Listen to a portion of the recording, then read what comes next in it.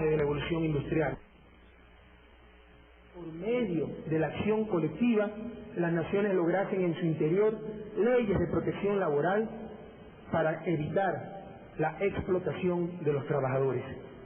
Ya es hora de que, en la búsqueda de una nueva forma de integración que supere la visión puramente mercantilista, nuestros países, señores presidentes, adopten una legislación laboral regional que recupere la centralidad del trabajo humano en el proceso productivo y en la vida de nuestras sociedades.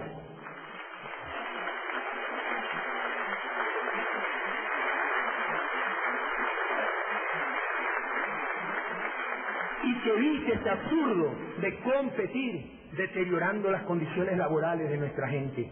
En todo caso, en noviembre 26 del 2006 se firmó también por parte del pueblo ecuatoriano la partida de defunción de la explotación laboral en el Ecuador y sobre todo de esa farsa llamada tercerización.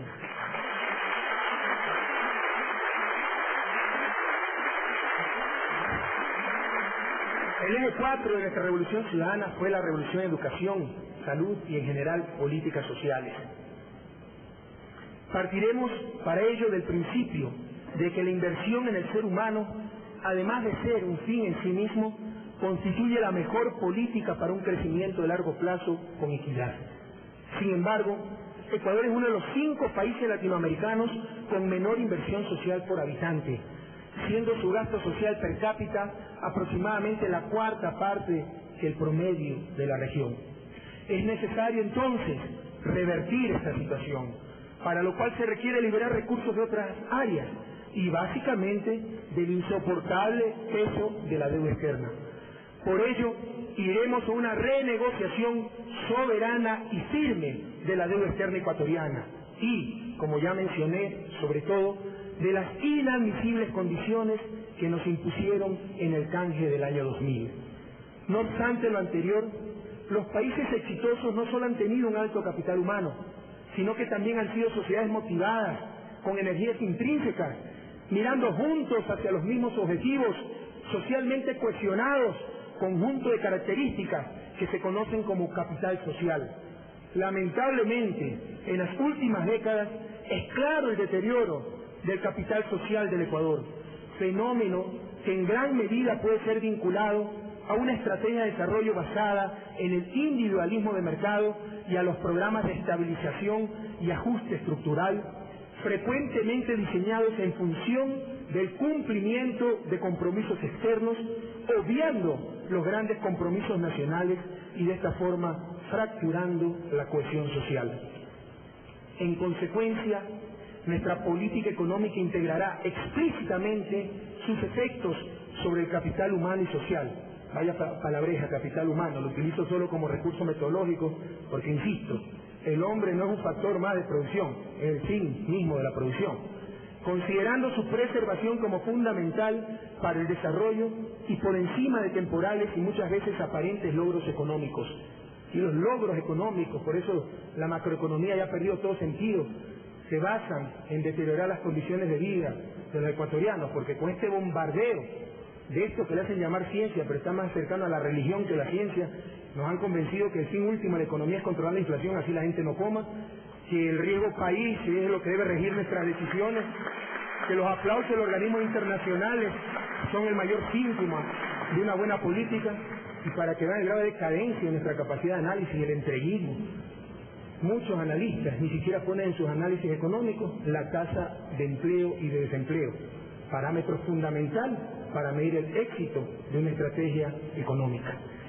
En este sentido, la política social debe ser diseñada como una parte fundamental de la política económica y no simplemente con un criterio asistencialista y como remiendo de esta última. Otro costo desgarrador de la crisis, la emigración ecuatoriana. Sin duda, el mayor costo del fracaso del modelo neoliberal y la consiguiente destrucción de empleo ha sido la migración. En la historia política de América, una de las prácticas más aberrantes fue la del destierro, que se inició con los mitimaes, en trasplantes forzosos de comunidades que fueron disgregadas de su entorno original. La migración supone Precisamente ese tipo de ofensas a la humanidad, de desarraigos y desgarramientos familiares. Los exiliados de la pobreza en nuestro país suman millones y paradójicamente son quienes, con el sudor de su frente, han mantenido viva la economía a través del envío de las remesas.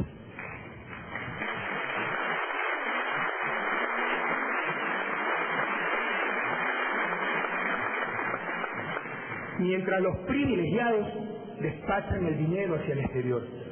Solamente la banca ecuatoriana tiene cerca de 2.000 millones de dólares de ahorro nacional depositados en el extranjero, en nombre, según su particular visión, de supuestas prudencias, eufemismo que disfraza su falta de confianza en el país. Que a todos les quede claro, a este país lo mantienen los pobres. Sin las remesas de los migrantes, hace rato hubiera colapsado la dolarización y la economía.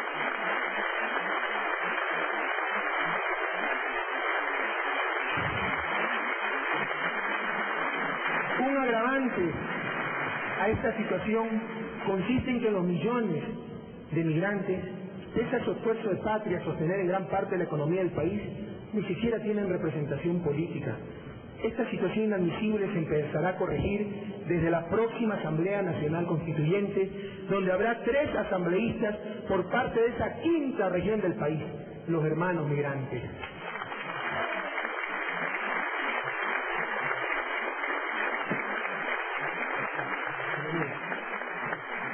Ya no es posible concebir al país en 4 regiones, Costa, Sierra, Oriente y Galápagos.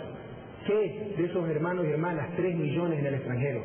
Es necesario plantear al país en 5 regiones, la quinta, los migrantes.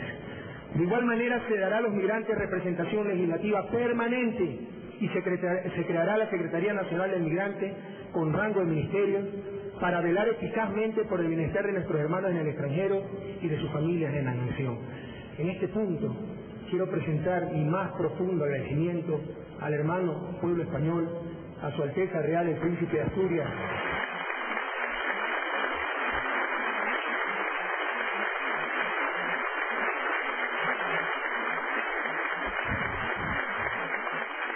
al presidente del gobierno español, señor Rodríguez Zapatero, no solo por la acogida a las centenas de miles de ecuatorianos que viven en ese país hermano, sino por la increíble solidaridad, mucho más allá de lo que debieron hacer en la última tragedia que vivimos, cuando la irracionalidad de los criminales de ETA cortaron la vida de 2 ecuatorianos en Madrid. Muchas gracias por su apoyo, Su Majestad. Muchas gracias al gobierno español. Muchas gracias a toda España.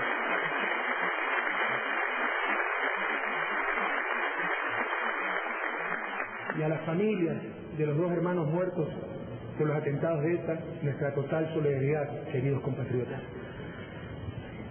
Otro sector de enorme vulnerabilidad en nuestra sociedad es el de la población carcelaria. Existe en este laberinto de culpabilidad una suerte de ciego rumor del que emergen dolor, soledad y desamparo.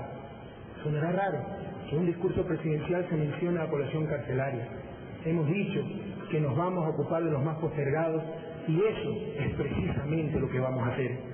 Las leyes impuestas en los años 90 en América Latina suponen que el problema de la droga solo tiene una salida, la represión, y aquel concepto, muchas veces agenciado por lacayos, impone condenas aún más severas que las aplicadas a delitos contra la vida. Sepan ustedes, sobre todo dignos invitados extranjeros, que en este país la condena por homicidio, por atentar contra la vida, es la misma que la condena por drogas. ¿Qué sentido tiene todo esto? En estas sentencias, para hacer méritos ante patrones extranjeros, jamás consideraron la naturaleza de infracción y como consecuencia de ello, nuestra población carcelaria, en un alto porcentaje, no tiene rostro delincuencial, sino cara de madres solteras, de jefes de familia empobrecidos, de jóvenes sin trabajo, forzados por la miseria a transportar unos cuantos gramos de droga, por lo que sufren penas de reclusión de 8, 12, 16 años. A esa población carcelaria no lo olvidaremos.